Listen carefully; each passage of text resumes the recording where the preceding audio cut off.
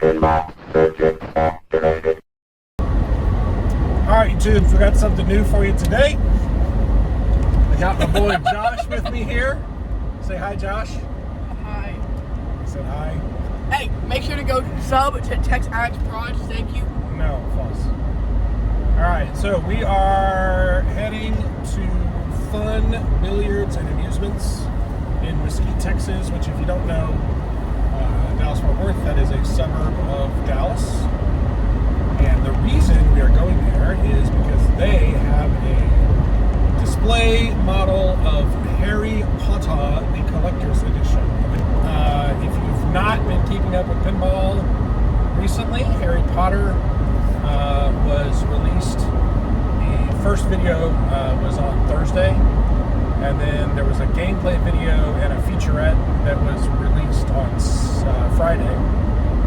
And I've been watching it pretty closely. Harry Potter is a big theme for my family. My wife and my daughters both are huge Harry Potter fans. So I would say that Harry Potter is, whether you like the theme or not, whether you like the franchise or not, Harry Potter is clearly the biggest IP to hit pinball since Star Wars, for sure. And I think that if you look at the people that are in their teens and 20s and 30s right now, Harry Potter is their Star Wars. It was the same phenomena, same, lines for the movies, same long lines around the block for the books. So Harry Potter is the Star Wars of Gen Z. Gen Z, the generation after my generation. So if you've not been keeping up, so Harry Potter was rumored to have been Stern. Well, Stern was going after Harry Potter for a while. Joe Kaminkow, who does Kapow Pinball with Stern, those are the higher end machines. The last Kapow game I think that they did was either Batman 66 or Beatles. But Joe Kaminkow was going hard after the Harry Potter license. There was a lot of smoke that the Harry Potter license would never be made because J.K. Rowling had issues with the machines being in bars and alcohol being around and whatnot. But about a year and a half or 2 years ago, it was leaked that Jersey Jack actually had the Harry Potter license. So we've been waiting for Harry Potter. What I can tell you so far from I've been watching a lot of the videos and stuff. So if you're not familiar with Jersey Jack pricing, there are previously two levels. For this game, they did introduce an arcade level, which I'm a big fan of. So the arcade level, which is their base level, is $10,000. The next level up is called the Wizard Edition, which is $12,000. And then the top level is the Collector's Edition, which is the one we're going to see. And that is $15,000. Now the difference is, if you don't know, so the good news is the playfield and the mechanisms are the same for all of the games, which I think that's big kudos to Jersey Jack. I am a huge fan of that. The fact that they were able to put everything in the lowest, the actual pinball experience is going to be the same no matter which level you choose. So really it comes down to aesthetics. So the arcade edition, you get regular decals, regular side art decals. You get black powder coat. The wire forms are all chrome. There are no art blades, and there is no topper. And there's also no Bluetooth connectivity, I believe, and there's no headphone jack on the front. And then your translite, you have a translite on the back box for the arcade edition. Now, the Wizard Edition adds a back glass instead of a translite. You do get the Bluetooth connectivity and the headphone jack. The powder coat changes to this sort of prismatic sparkle, which I'm kind of curious about to see. I've seen prismatic powders on games before, but I haven't seen this one in particular, and I'm kind of curious about that. It does come with art blades that are movie themed. side art on both the arcade and the Wizard Edition is the movie-themed characters. The Wizard Edition, you get radicals, which are the shiny, kind of polycarbonate covered, shinier decals on the sides, versus the arcade edition, they're just the regular vinyl decals. Wizard Edition, you also get a topper. The topper is flat plastics, and it is a Quidditch field scene. I have not seen that topper in action yet. I don't know that anyone has seen a Wizard Edition play. I believe there was some play on a Wizard Edition in one of the featurettes, but they didn't show the topper during the game, so I don't really know what that topper does.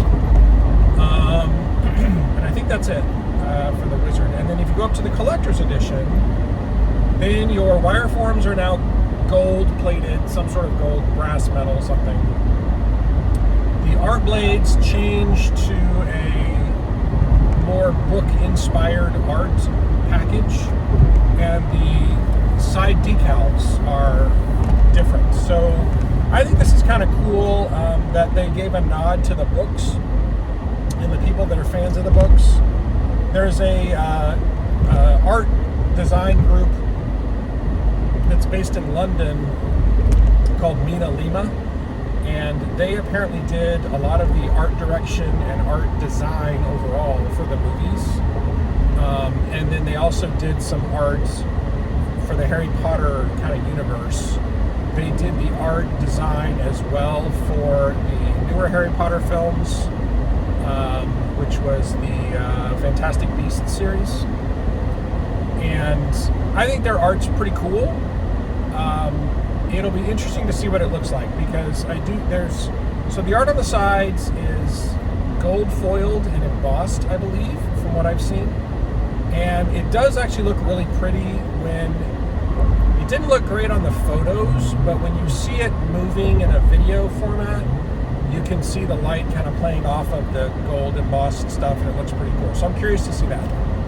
Other things on the Collector's Edition, you get gold sparkle powder coat. You get lighting under the cabinet and in the back. And I can't recall if the Wizard Edition has lighting or not. I'd have to look. You get a topper, and this topper is different than the Wizard topper. This one is the Hogwarts Castle. Now, I will say from what I've seen, neither of the toppers impress me very much. They're okay.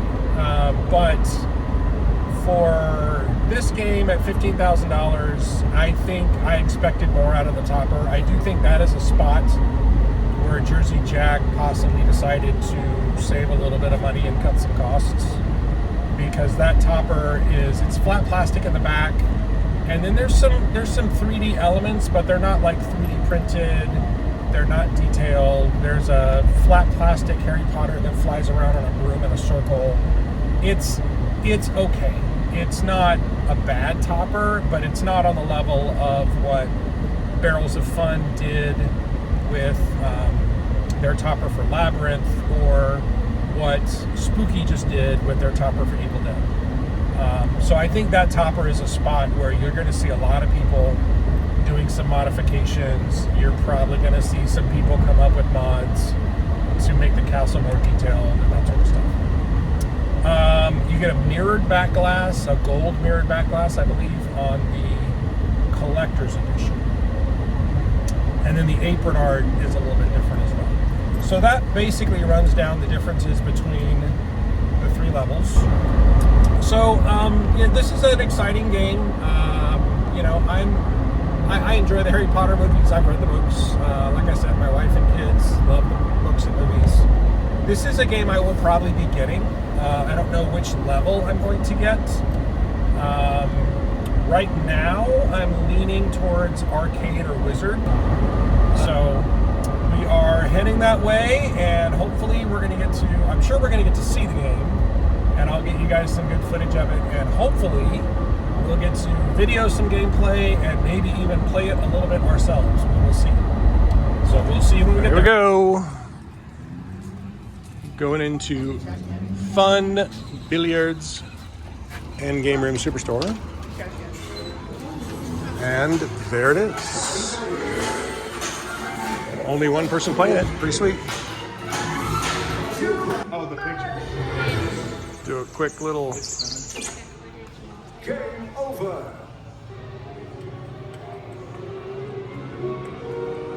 Close up there. Student of the year.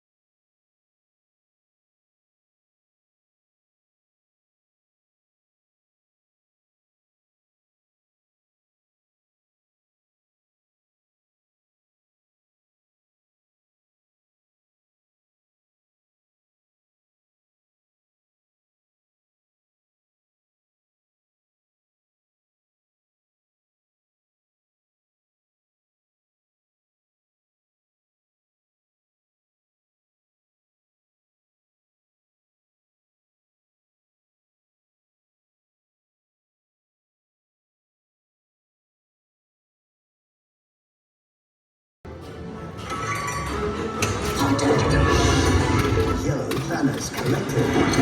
Play 3 more multi-balls to light the Battle of Hogwarts.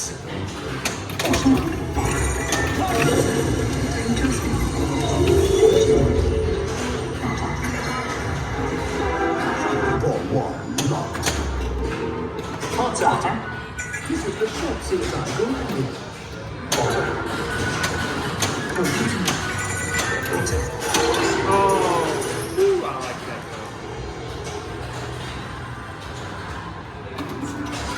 Low post on Sunday.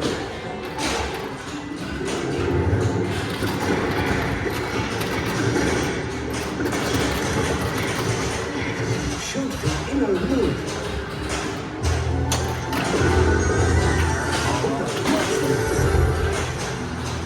Ridiculous. Ball 2 locked.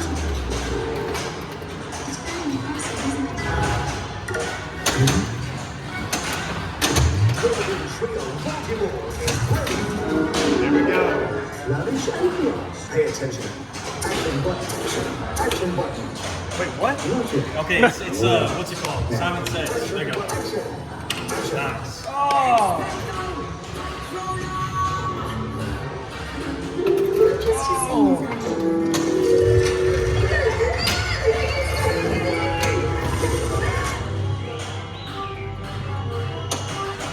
and I saw there was flipper buttons. Are you able to change the spell, or you just have to do that spell? So it's basically like a Simon Says. It just wants you to do the same pattern so that you get it. If you don't do it though, or if you don't time it like how you did, then the points you'll fail, and you get a lot less points. I like that. It's just I mean, just changes up the game with him a little bit. I think that's cool. You can have That shot's awesome. that is. That shot is so fun. And it's like be able to do it over and over again. Yeah, and it's repeatable. It's like it's why I like to get to the upper playfield on Jaws so much.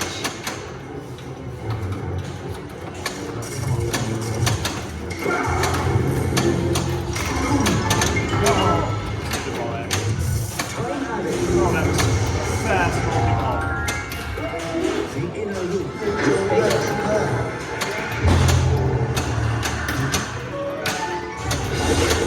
Blue banners collected. 4 crops collected. Play 2 more multi-balls to light the battle of Hogwarts.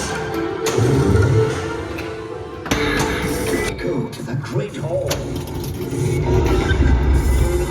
Cushion awarded. Combo travel advised. Flying cars. Oh, wait, Extra credit menu. Anytime flipper. All extra credit category Shoot it score. from that flipper under there. All right, we're done. We are heading back home. I want to say thank you to Craig and the guys at Fun for letting us hang out for about an hour and play Harry Potter. We got about 5 games in, probably 5 or 6 games.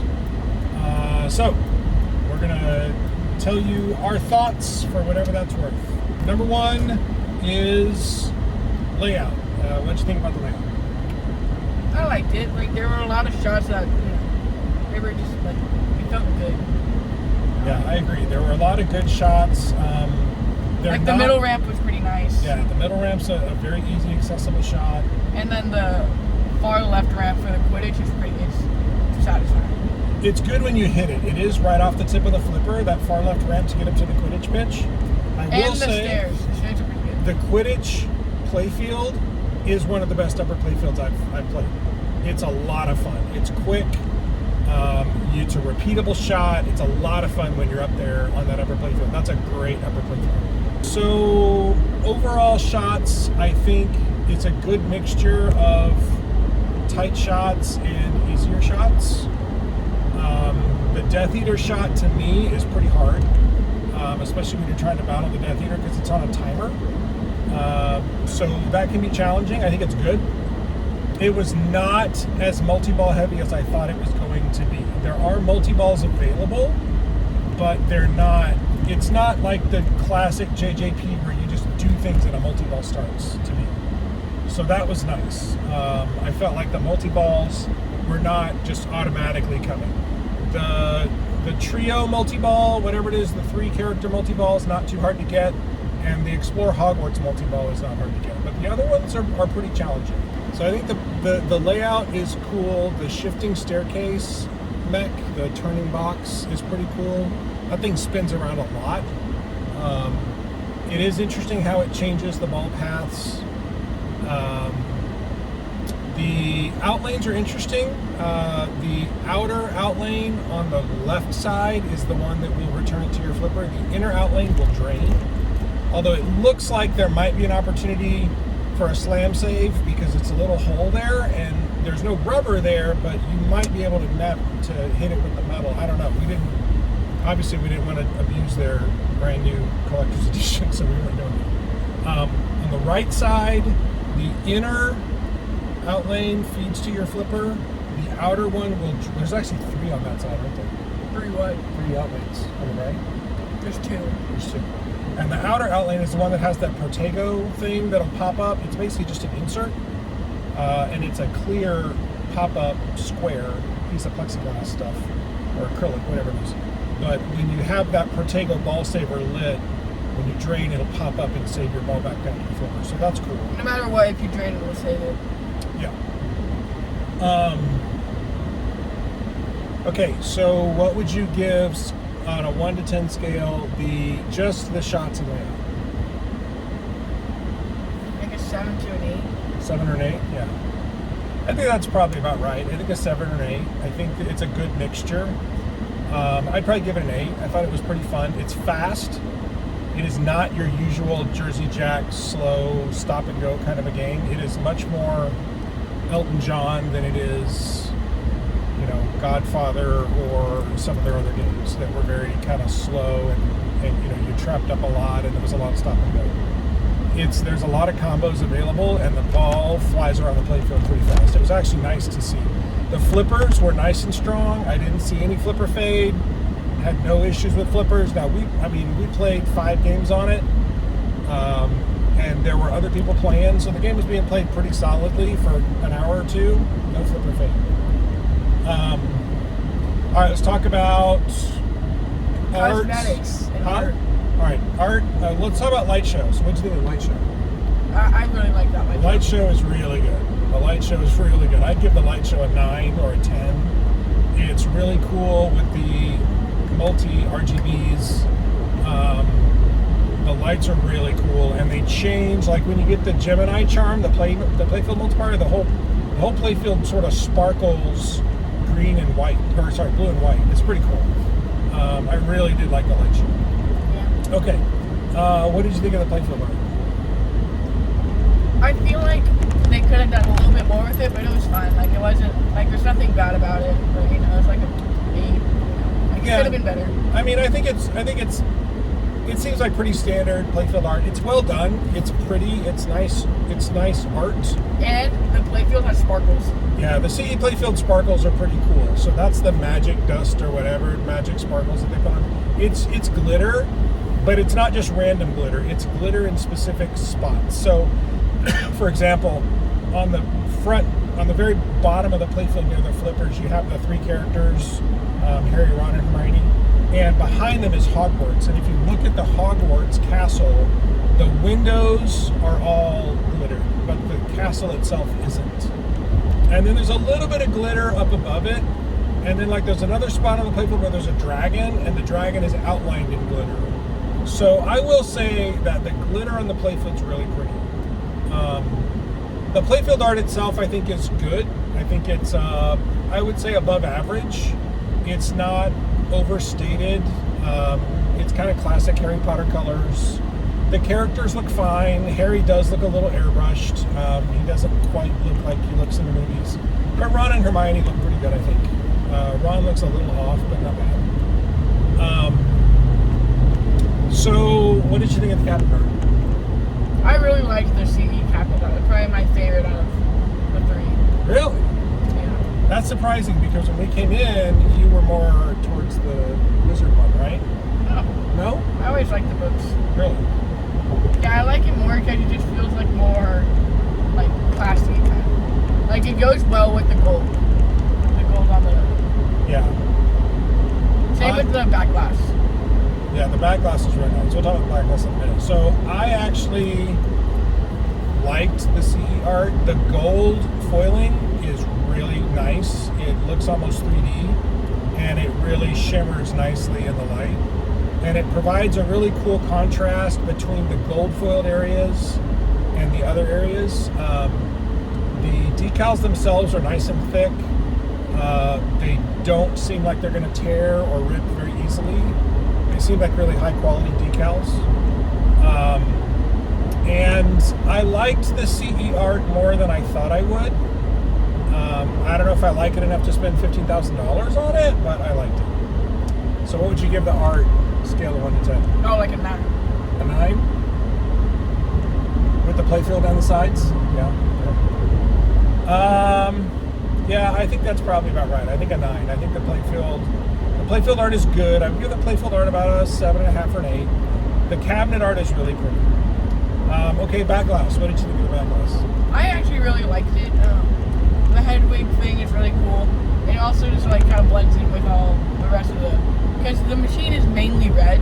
Like that's the main color of it all. So it kind of like blends in with all the different reds. Yeah, the back glass is really nice on the CE. It's got Hedwig, the white owl, across the top, versus the wizard one has the good guys on the right and the bad guys on the left, and it's sort of green and red mixing. The back glass is really pretty. I did really like the back glass. The gold foiling, you have to kind of look to see it, but there are areas where there's outlines of different things that you can see the gold mirroring on the back glass. I'd give the back glass An 8. Yeah, I mean it's an 8.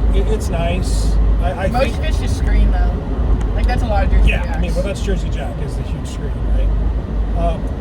Okay, speaking of the screen, what did you think about the video assets and the video stuff on the screen? I thought it went pretty well with it. Like I liked the, it kind of just flowed well. Like it didn't like seem like out of place. Like the clips actually made sense with what you're doing.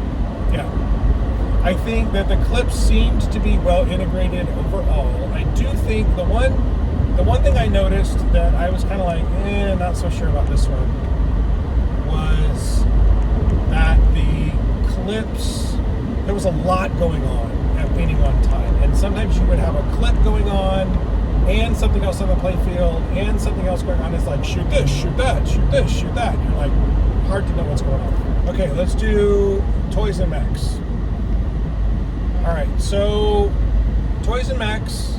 There's not a lot, but there's the main thing is the staircase, which is pretty cool. Staircase is cool. The staircase, I mean, I could see some of the people that were criticizing it saying it doesn't really move across the playfield like the actual staircase in the movies, but it does enough to like affect the trajectory of the ball. Well, yeah, and the thing is, the way they've done it, there's a lot more impact on the game with it as a cube that rotates versus if it was a staircase that went to different places. Because as it is, I mean, there's ball paths inside the cube and there's ball paths on top of the cube. And so that's where you get the 13 different ball paths depending on where the cube is, where the ball goes in, because you can get into the cube from the front and the back, and then where it's going to go out. So I do think it was a really smart way to have a lot of effect on the ball path on the playfield in a compact mech. So I'm okay with the rotating cube. What else? Toys. I guess maybe the Whomping Willow is a toy, but it's it just shakes though. It's a pop bumper that shakes the car. It's fine. Upper playfield, thumbs up. That upper playfield's great. The Death Eater, I would consider a mech because it shoots the ball back at you, kind of like the Yagov shot in F-14. That's pretty cool.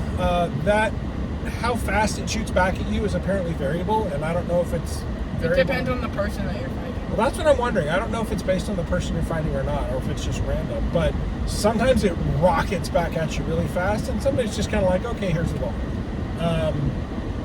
That's kind of cool. It really is only the start of the thing. I don't know if there's something different in Death Eater Multi-Ball. We didn't get to Death Eater Multi-Ball. Maybe it's used some way otherwise. Let's see. What else is a toy? The wand lock is kind of cool. It's neat. The potion lock's also kind of cool. What potion? Or the cauldron. The cauldron, yeah, where it goes in. It's kind of neat that they are replica wands. You can see. I took some video. You can see if you look at the back of the playfield, the different handles of the wands. So that's kind of cool. So what would you give the Toys and Mechs? 7. Yeah, 7. I think they're good. Okay. Let's talk about the topper. The topper, like, the plastics look like plastic, and then the 3D looks like paper. Yep. Yeah, the topper is underwhelming. I honestly, I don't think the topper was fully implemented in the game that we played because I watched it and there was a little bit of flashing lights going on, but we never saw the little hairy guy fly around. We never saw the owl pop up. We never saw the snitch. None of that stuff. But even if we had, I think the topper is underwhelming. The castle just looks really bad. Yeah, the castle's not great. Like the 3D parts, it looks like cardboard. It just looks like black paper, and then the plastics, they don't look that good. Yeah. All right. So what would you give the topper? Like a 4. Yeah. Topper's not great. That's the only thing that's holding it back. I really think that's the most disappointing thing to me about the game. And I mean, toppers are like whatever. It doesn't really affect the gameplay. You don't really look at it. But if you're going to put one in there on a game like this where you've taken so much time and effort, and you can see the attention to detail that was done in how they put the game together and the art, and really trying to make it a sort of an ode to Harry Potter, like hey, this is a great license. But the topper's just disappointing. Okay. I might, like, if you're gonna get that, try to get the other topper, because the Hogwarts one isn't. It's worse than the Wizard one. Yeah, maybe. All right, let's talk about the code. So, like, as far as how it's coded, what the different modes are, how they laid it out, what did you think? Like, it was fine. Like, the only problem for me was that with multi-balls, there's so many different shots that you can't really, like, you know, like, maybe it's just me, but I couldn't really do a ton during multi-balls just because I couldn't, like, it was just too quick for me, at least. So I think that there's a lot going on the playfield. And I think the code right now, to me, it's suffering because it seems a little unfocused. Like, if you're in a mode, I would rather be focused on completing that mode. Like, if I'm in a movie and I start a movie and I want to shoot through that movie, I don't necessarily want to have the game telling me, go to Diagon Alley, now go brew a potion, now go fight a Death Eater, now lock balls for Hermione and Ron. I mean, it's like everything is going on at the same time, and there's so many inserts lit at any given moment, it's hard to kind of know what's going on and what you should do. So I think that I'm hopeful that as the code matures, maybe they'll focus it a little bit better and it won't be just quite as much of just a free-for-all. I just kind of felt like sometimes you were shooting the ball and you didn't really know what you were supposed to shoot for because a lot of different things were lit. And there's a couple of times during multi-ball where the guy just goes, shoot everything. And I'm like, well, that's just kind of the theme of the game is right now is it just seems like shoot everything because it's hard to know what's going on at any given time. Scoring was good. I was okay with the scoring. Average game, 40, 50, 60 million, something like that.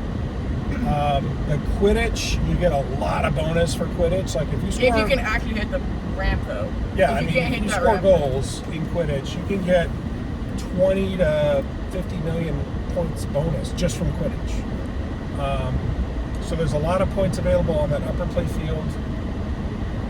I didn't think that the scoring seemed excessive. So I think the code's okay. It's a 0.7, so obviously they've got a ways to go. I don't know that much about Jersey Jack and how their code progresses, because from Stern, a 0.7 is like brand new, barely functioning code. So I don't know if it's truly 0.7 like Stern is 0.7, it'll be a fantastic game. If it's if Jersey Jack doesn't do that and they're like, oh, well, we're just going to progress it and add some lights and adjust the sounds and then it's 1.0, then I still think it's going to be a little bit unfocused. It would probably get easier as you learn how to play the game more, but I just feel like, especially for someone just walking up to the game, they're going to be a little confused as to what to do.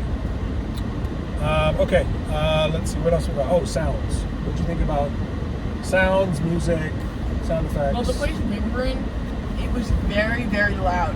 Like, there was, a lot going on, so there was always sound playing. It just got it felt kind of excessive at points. Agreed. So I think that, number one, for everybody asking, yes, the John Williams song is in there. You start the game and you hear the Harry Potter theme. It's there, okay? I know in the gameplay videos and stuff, they muted it so that they wouldn't get a copyright strike. I'm probably going to have to do the same thing for this video, but it is there. I can confirm it is there. Now, the criticism I have is there is a lot of sound coming out of the machine. There are sound effects, and I'm not crazy about the sound effects. There are, like the pop bumper sound effects, almost sounds like a ball bouncing or something. And I don't know if that's early code, and maybe those are just kind of placeholder sound effects, and they're going to have different ones. But it didn't seem very Harry Potter to me. Now, it's not necessarily overwhelming because mostly what you're hearing is the music or the call-outs or whatever. I do think that the call-outs from the main narrator, who's supposedly the voice of the Sorting Hat at the Universal Parks, I'll be interested to see if we can turn those down or make them less frequent. Because, like I said, in some ways it's helpful, but in other ways I feel like it's telling you to shoot something all the time. It's like, shoot the left ramp, shoot the right ramp, you know, lock a ball for Hermione. It's like nonstop trying to tell you what to do. The music was good. I think there needs to be some balancing in the sound overall, because some of the movie clips and some of the sound bites from the movies are really loud. Like there was a point where Professor Snape says something about, you know, not so fast Potter, and that was super loud compared to all the others. So there's a little bit of, you know, balancing and tweaking that needs to be done there. And I feel like the music gets overpowered by the sound effects. Like you can't really hear a lot. Agreed. Yeah, I think the sound effects, and you can adjust that in the settings. You can turn the sound effects down and turn the music up, and that's probably what a lot of people are going to do. I'm hopeful that as the code matures, the sound effects will get better. What'd you think of the powder coat, gold powder coat? I mean, like, for me, that's not really like a big point. Like, if I'm gonna buy this machine because of the powder coat, that's not really worth it.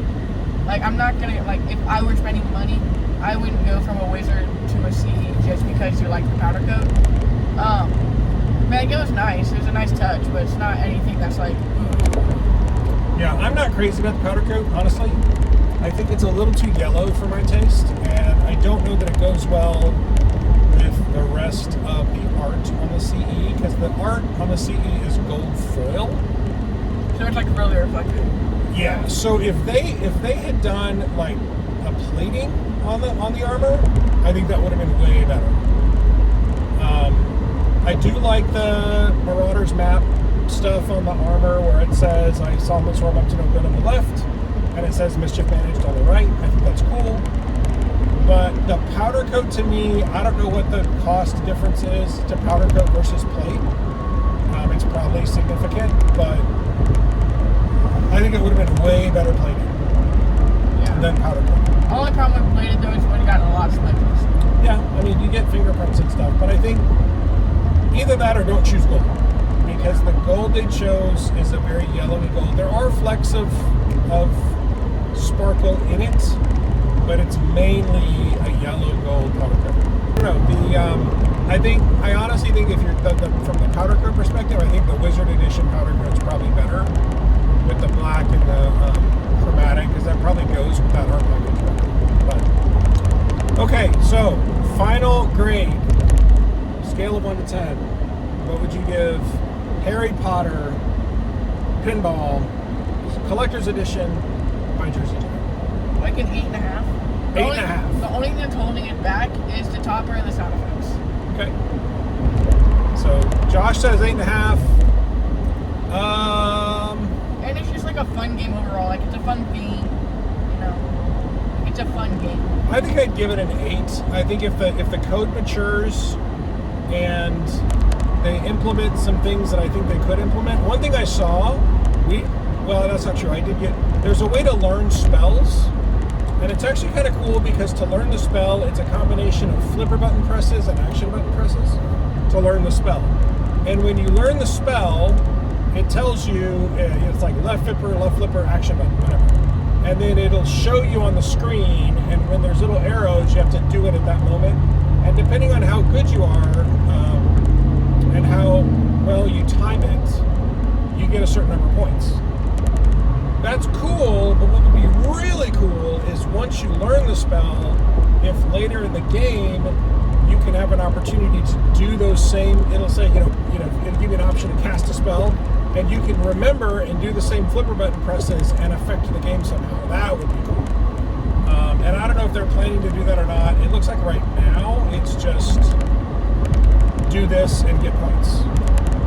Which is fun, it's neat, it's great, but I think, like I said, once you learn the spell, if you could use it later on to do something in the game, that would be really cool. Another thing is that when you get your game on the keys, there's going to be these QR codes, and you're going to have to put them up to the camera, and those can affect the difficulty of the game. Yeah, that's actually a really cool feature. That is the game changer that they applied for the patent for. So basically, there's on the keychain for the game, there's 3 QR code little wafers. And you can show a QR code to the camera on the game. And that will set it in easy, medium, or hard mode. We don't know that expects scoring though. We don't know that. Well, I think the scoring is balanced out. So basically what it means is, like, let's say you're playing with your family and you want to set it on hard mode, but your 12-year-old daughter isn't going to have fun on hard mode, so you're going to set it on easy mode for her. So when her turn comes up, before she starts her first ball, you scan in easy mode, and when your turn comes up, you can scan in hard mode, and that's going to change how easy or difficult it is to get things like multi-balls and stuff like that, but it also changes your scoring so that the easy mode person is not going to get as many points for completing something as the hard person does, so the scoring is still going to be competitive. So I think that's a really cool feature, especially for people that have families or kids or whatever, because, you know, usually, like, you know, you set the pinball games up for the way you want to play, but you may be a much more advanced pinball player than your daughter, and she gets up there and gets frustrated because she can't do anything, right? So yeah, I think Harry Potter is a winner. I think it's a good game. It's probably the best Jersey Jack has made. I think it has a chance. I think Elton John is probably the best they've made proven. I think this game, if the code develops, I think it has a chance to be their best game. It certainly has the layout to do it. I think Eric Minyard did a really good job on the layout. It is fast. It's a nice, fast, flowy layout. You ask Josh. If you were to buy a machine, a Potter, which you probably will, what version would you get? So that's a tough question. So I'm going to run through the different versions and tell you what I like and don't like about each one. Arcade, cheapest, most modifiable. Okay, I don't mind. I mean, how much work is it to take the armor off and take the pieces off and go get a powder coat? Neither of the toppers excite me, honestly. So I don't even think the topper is a selling point for me for either the Wizard Edition or this one. The Radcals are nice. They're pretty. It's the same art on the arcade and the Wizard Edition. The aprons, I believe, are the same. Except the CE one, that was really pretty. Well, but on top of CE. The powder coat, I don't hate the powder coat on the Wizard Edition. I think it's pretty cool. And I like the side art blades on the Wizard Edition. I don't know that the headphone jack thing is going to be used a lot in my arcade because we have a dedicated arcade room. I think that might come into play and might come in handy if you have a game in the middle of your living room or something. The CE is tough because I do actually really like the art package on the CE. The apron on the CE is beautiful. I love the apron on the CE. It looks like the cover of a Harry Potter book. The art blades on the CE are nice. They don't. I was a little concerned, and my wife was a little concerned that it might clash with the playfield art, but I don't think it really does. I think it looks fine. The back glass I like on the CE, and I'm not crazy about the powder coat. It's very yellow. So, I don't know. If you were going to buy a Harry Potter game, which one would you buy? Well, I'm not buying it. Okay, but if you had money. Oh, you do CE. Okay, you think it's worth 15 grand? Like, yeah. Seriously though? On the scale of pinball, yeah. I mean, like, what else is 15? Nothing. Exactly. Nothing is 15. I mean, like, it's $5 more than a Stern Premium, and True. I feel like the $5, like, it's a lot of money, but it's not like. I feel like the upgrades and the art. I feel like in the long term, it's gonna appreciate more just because of the art, and more people are gonna want the art. So I feel like in the long term, it's gonna be a good investment if you just bite the bullet here and get the CE. So I will say that the art on the CE, so that is pinball, that is the first pinball machine that I've seen that I really felt like the cabinet art was truly a work of art. Like, it's really pretty. Like the whole game is really pretty. Yeah, I think if you're a diehard Harry Potter fan and you love the books, I think the CE probably makes sense. I'm curious though, because I know a lot of people don't like the CE art package, the people that are really just kind of movie focused. And I'm really curious if they're not going to come out with another couple different editions. And the fact that the CE isn't truly limited, like on one hand, I like what they did with limiting it by the date of order, because that screws over all the scalpers, and I think that's a fantastic thing. You know, I hate the people that buy up, you know, if there's 500 limited editions, they buy up a limited edition and then you see it on Pinside literally 24 hours later for $3,000 more. I mean, that's just crap to me. I don't buy into that. So I like that they did this so that everybody who wants a CE can get one, and it will eventually be limited, and then after that ordering period ends, which we don't know when that is, it could be 6 months, it could be a year, who knows. After that ordering period ends, then you can know how many CEs there are, right? But I tell you what, if the topper was great, I would probably buy a CE. But the topper's not great. Oh yeah, but none of them are. So that's what's tough, is I don't know that there's enough there with the art to make me want to spend $3,000 over the Wizards edition. And I'm really struggling with the idea of, if you're going to get the Wizard edition, why not just get the arcade edition and mod it yourself? And then, because all you lose is just the topper and the powder coat. Correct. You would know we use topper, powder coat, and side art blades. But if So you Jersey, can buy them later. well, I don't know. If you could buy the side art blades from Jersey Jack separately down the road, then fine. Then I think there are going to be people who will make a topper that is A million times way better than the topper that's on it. There will be mods. They'll be available. Now, the real question is, you know,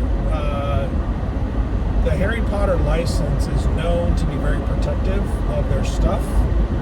And so I'm curious to see if they don't go after some people who are doing, and like if someone 3D prints a huge Hogwarts castle and figures out how to light it and make it interactive and whatever and sells it for $1,000 as a mod, I bet you they're going to get a cease and desist letter from an attorney. But yeah, the topper, man. If that topper was better, if the topper was 3D printed and, you know, weathered and looked like Hogwarts, then I'd buy a CE, hands down. But I'm really kind of stuck with that. So we'll see. I mean, you can take the topper off. You could take the topper off, but then you spent $3,000 for the art and gold waterfalls, basically. Okay, but the art's worth it. You think? The art is a million times better than the movie art. The movie art is your basic good guy, bad guy, split down the middle art. Like, you've seen that a million times. But the book art is a million times better. It feels more, you know, like, if you have a dimly lit arcade, that thing is going to shine. Okay, it's going to look great. There you go. That's firsthand. From a kid who's seen it and I've seen it all. has seen the Harry Potter books and seen the movies. There you go. So we'll see.